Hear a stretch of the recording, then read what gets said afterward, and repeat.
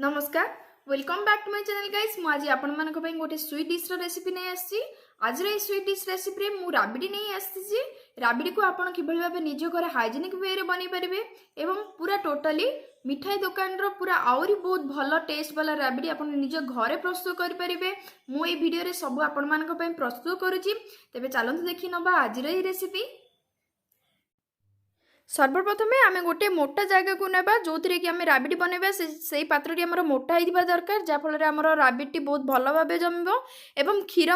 से पात्र अधिक क्षीर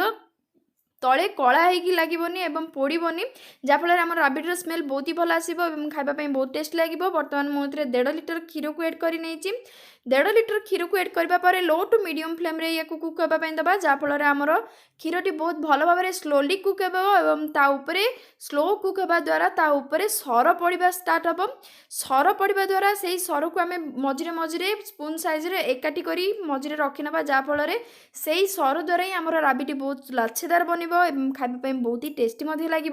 सर पाटे आसला बेले तार टेस्ट बहुत अधिक आसो यही भाव लो टू मीडियम फ्लेम रे या बहुत समय जाए कुक करने पड़ो क्षीर क्वांटिटी आमर बहुत कमिवा जाए 1/3 जाए कमिवा जाए आम या लो टू मीडियम फ्लेम रे ही कुक करने पड़ो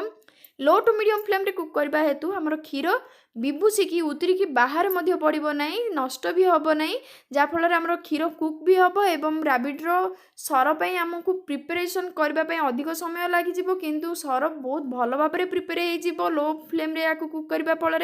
एवं क्षीर नष्ट हेनी यही भाव क्षीर को बॉयल हवा जाए लो टू मीडियम फ्लेम रे क्षीर को बहुत भल भाव फुटे नवा एवं मझे मझे स्पून साइज रे सबू सर गुड़ी को एकत्रित करी गोटे जगार रखी नौथुबा जहाँफल आमर राबिडर लाछेदार राबिडी बनीज यही भाव में बिबुसी आसला बेलू स्पून साइज टिके टिके हल नौथुबा जहाँफल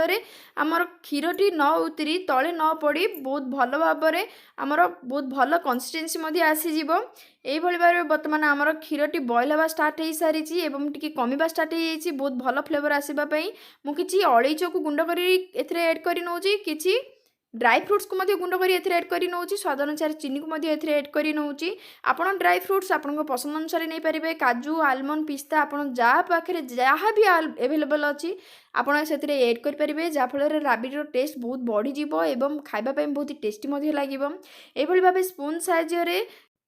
क्षीर सबू ड्राई फ्रुट्स चीनी एवं अलैच गुंड को बहुत भल भाव गोल नवा एवं लो मीडियम फ्लेम रे कुक होगा देवा देखो आमर क्षीर क्वांटिटी केते कमिबा को लगिलानी एवं राबिडर कंसिस्टेंसी आसवा स्टार्ट है आपड़ देखिए यही समय रे आपड़ फ्लेम को ऑफ करदे जहाँफल राबिडी ठंडा होगा बहुत थिकनेस को आसीज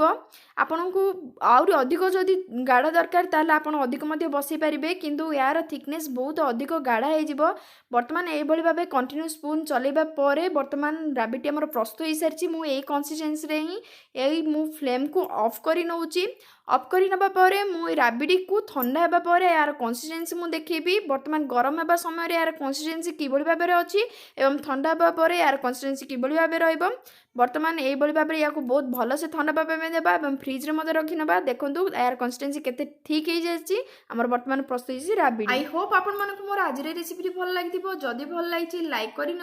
निजर मतामत निश्चित भाव में कमेंट सेक्शन में शेयर करूँ निजर जदि किसी सजेशन भी अच्छी कमेंट सेक्शन में शेयर करेंगे जदि आपको वीडियोटी भल न लगे ताल भी आप डिसलाइक करेंगे जदि मो चैनल को सब्सक्राइब करना सब्सक्राइब करनी।